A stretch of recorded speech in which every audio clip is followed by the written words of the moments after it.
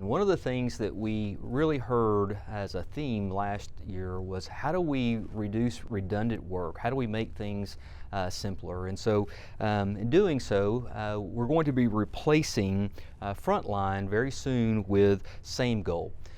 We believe that transitioning to Samegoal is while it's a new platform, it will replace the Frontline special education and intervention system currently being used. It will be much more streamlined. This transition will, like I say, include new Medicaid services tracking platform, as well as really the goal is to provide staff with the best tool possible to support their work and allow us to work smarter rather than harder.